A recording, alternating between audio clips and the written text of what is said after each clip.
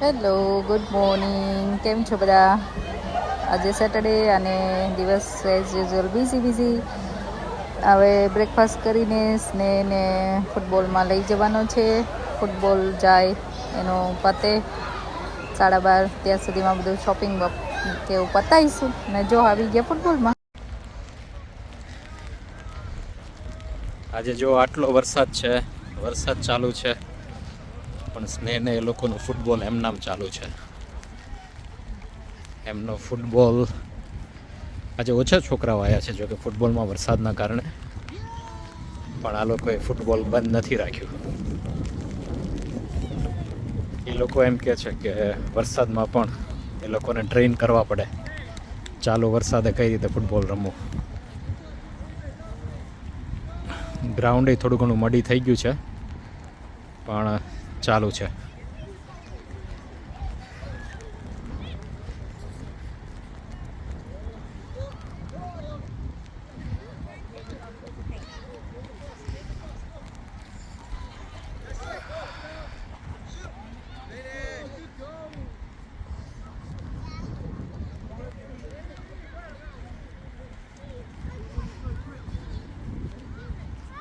અચ્છા, સ્નેહ ને એ લોકો આ બાજુ રમે છે.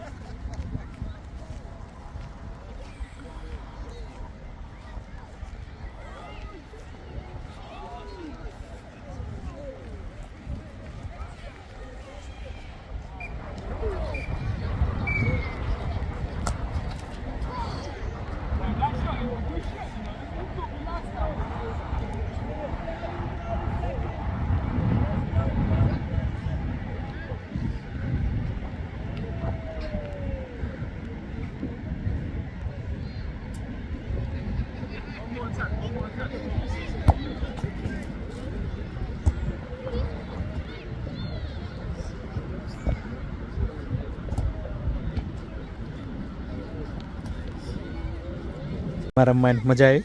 Yeah. એ હોલ વેટ આખું જો તો ભીનો થઈ ગયો બેટા. મજા આવી પણ? Yeah. Tired? Yeah. Are you steel sweating કે પછી વરસાદના કારણે ભીનું છે બધું? Both. બોથ? Yeah. હા. Still raining. I thought it will Like stop. drizzling. Yeah. But it wasn't raining for most of the session. ના, મને તો એવું લાગ્યું વરસાદ પડતો હતો. કેટલો બધો વરસાદ પડતો હતો. Yeah, that was at the start. અચ્છા. Like the first half. I was sitting in the car. મેં કીધું કારમાં બેસો. I went to Costco. Okay, let's go then.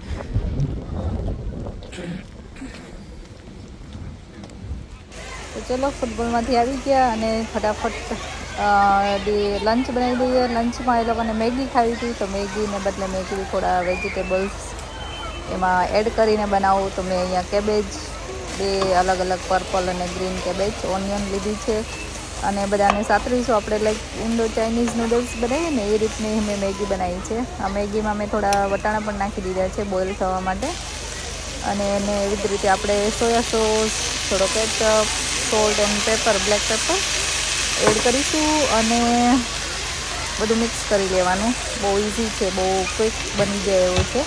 અને મેગીનો મસાલો, આ જે આપણે વેજીટેબલ્સ બનાવ્યા હોય એમાં મેગીનો મસાલો એડ કરી દેવાનો, એટલે એનો સરસ ટેસ્ટ આવે છે. ટ્રાય કરજો ના કર્યું હોય તો. અને પછી જે નૂડલ્સ છે મિક્સ કરી દેવાના, એટલે ક્વિક અને થોડા હેલ્ધી એવા નૂડલ્સ બની જાય છે. જો વીકેન્ડ છે અને ચા કિચનમાં આજે આવી છે. ચા શું બનાવવાનું છે? ફજ. કે શું યુઝ કરીને ફજ બનાવે ચા? જો ઘરે ફજ બનાવે છે, સરસ બને છે એકચ્યુઅલી. તો એમાં શું જોવે? 5 balls of white chocolate. એટલે ડિપેન્ડ તમારે કેટલું બનાવવું છે, બરાબર? એટલે Milk and Oreo biscuit, white chocolate જોવે, કન્ડેન્સ મિલ્ક જોવે, અને ઓરિયોને આવી રીતે આપણે ક્રશ કરી નાખવાના, બરાબર ને? અને આ કન્ડેન્સ મિલ્ક હું વાપરું બિકોઝ આ અનસ્વીટન છે, રાઈટ? આ સ્વીટ નથી. એટલે આ 3 વસ્તુ ભેગી કરવાની અને મિક્સ થાય ત્યાં સુધી હું બતાવું કઈ રીતે બનાવશે ચાત. હવે કન્ડેન્સ મિલ્ક અને વ્હાઇટ ચોકલેટ બે ભેગું કર્યું છે. હવે મેલ્ટ થાય ત્યાં સુધી એને ગરમ કરવાનું, બરાબર ને? અને ઓરિયો નાખશું ત્યારે બતાવું પાછું કેમ કર્યું. ચાત શું થશે આજે બનવાનું છે કે નહીં? I don't know. આ વખતે શું અલગ કર્યું આપણે? We used evaporated milk instead of sweetened condensed milk because it's usually too sweet. હા, નોર્મલી અમે છે ને કન્ડેન્સ મિલ્ક લાવીએ છીએ, નોર્મલી સ્વીટન વાળું, એટલે બહુ સ્વીટ લાગતું હતું. આ વખતે મેં એને એવું કીધું કે આપણે અનસ્વીટન લઈએ તો ઓછું સ્વીટ થાય, હે ને? પણ અત્યારે તો અમે બનાવતા થોડું ઠીક થઈ ગયું છે એનીવે, પણ હવે ડાઉટ થાય છે કે બનશે કે કેમ. થોડી વાર જોઈએ શું થાય છે અને પછી કહું કે બનશે કે નહીં. આ મેં ઇવાપોરેટેડ મિલ્ક સાથે, બરાબર, નહીં તો કન્ડેન્સ મિલ્ક જ યુઝ કરવું પડે એવું થાય ને. Yeah. Just do it now. તો જો ઓરિયો હવે આમાં એડ કરી દીધા છે, થોડી વાર મિક્સ કરીશું અને ગેસ બંધ કરી દઈશું. થોડું થીક તો થઈ જ ગયું છે અને આમ શ્યોર ઠરે એટલે થોડું વધારે થીક થઈ જ જશે, એટલે આને પછી ઠારીને પીસ કરવાનું રહેશે. આ કરી દીધું મિક્સ અને આ જો સરસ થીક તો થઈ જ ગયું છે. હવે ટ્રેમાં નાખીને એને ઠરવા દઈશું. તો એકચ્યુઅલી ચારનું ફજમાં થોડા લોચા પડેલા આ વખતે, કેમ કે થોડું ઢીલું રહ્યું હતું એટલે એકદમ નાઇસ પીસ ન બન્યા. તો આ વખતે ગોળા બનાવ્યા અને ઉપર કોકા પાવડરથી ડસ્ટ કરી દીધા, તો આવી રીતે બનાવ્યા. પણ ટેસ્ટ ખરેખર સારો આવે છે તો પણ, એટલે પણ નોર્મલ ફજ હવે નેક્સ્ટ ટાઈમ કન્ડેન્સ મિલ્ક સાથે બનાવીને શેર કરીશું. આજે કિચનમાં આવી ગઈ છું. એકચ્યુઅલી શું બનવાનું છે મને પણ ખબર નથી પડતી કે આજે શું બનાવવું, એ લોકોને પણ શું જમવું તું ખબર નથી. તો આજે ઇન્સ્ટન્ટ ઢોસા બનવાના છે. મેં કોઈ દિવસ પહેલાં ટ્રાય નથી કર્યા, આજે પહેલી વાર ટ્રાય કરવાની છું. તો લેટ્સ સી. તો આજે બનવાના છે ઇન્સ્ટન્ટ ઢોસા. એના માટે મેં જો પૌવા હોય ને પલાળી દીધા છે, સૂજી લઈ લીધો છે. હવે એમાં હું યોગર્ટ નાખીશ, બધું મિક્સ કરીને મિક્સરમાં ક્રશ કરી દઈશ અને એનું બેટર બનશે. તો આજે ઇન્સ્ટન્ટ ઢોસા બનવાનું છે આવી રીતે. તો આ થઈ ગયું છે મિક્સ અને આને હવે હું 5 મિનિટ આમને મૂકી રાખીશ અને પછી એને ગ્રાઇન્ડ કરી દઈશ. તો આ 5 મિનિટ પછી જો મેં મિક્સર જારમાં લઈ દીધું છે અને થોડું પાણી નાખ્યું છે, 2 ચમચી જેટલું, અને હવે આને હું ગ્રાઇન્ડ કરી લઈશ. તો આ થઈ ગયું છે બેટર રેડી. થોડું મેં વધારે પછી પાણી નાખ્યું કારણ કે ચાલતું નહોતું એટલે, તો તમારે થોડું કદાચ વધારે પાણી એડ કરવું પડશે.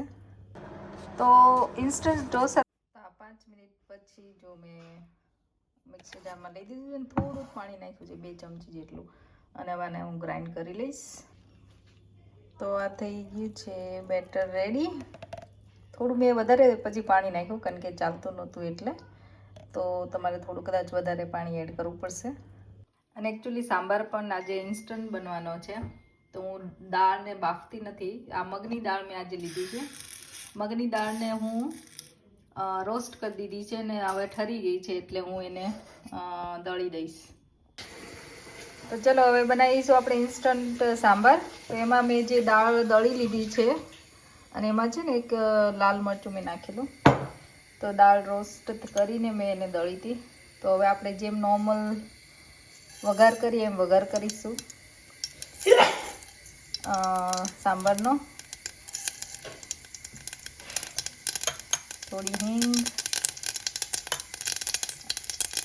ટમાટું અને લીલું મરચું,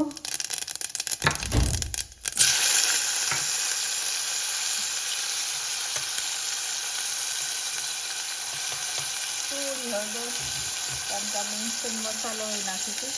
હવે આ દાળ જે દળી હતી મેં એ નાખી દઈશ અને હવે બધું મિક્સ કરીશું. તો આ દાળને થોડી વાર રોસ્ટ કરીશું પાછી, અને આ જે ઇન્સ્ટન્ટ સંભારનું ઇન્સ્ટન્ટ મિક્સ આવે છે આમાં ખાલી પાણી નાખીને તમે બનાવી શકો, પણ હું આમાં થોડી દાળ નાખીશ એટલે સરસ બનશે અને ટેસ્ટ પણ સારો આવે છે. તો એ મિક્સ હું થોડું નાખીશ. તમારે જેટલો સાંભાર જોતો હોય આમાં એ પણ ઠીક તો બને જ છે એકચ્યુઅલી. તો હવે આમાં મેં પાણી એડ કરી દીધું છે અને હવે આને આપણે ધીમા તાપે ઉકળવા દઈશું જ્યાં સુધી ઠીક સરસ થઈ જાય અને દાળ પણ થોડી ચડી એવી લાગવા માંગે ને ત્યાં સુધી. મીનવાઇલ આપણે મસાલો બનાવી દઈએ. તો આપણે મસાલો બનાવીશું. પટેટો, માટેનો સાંભારનો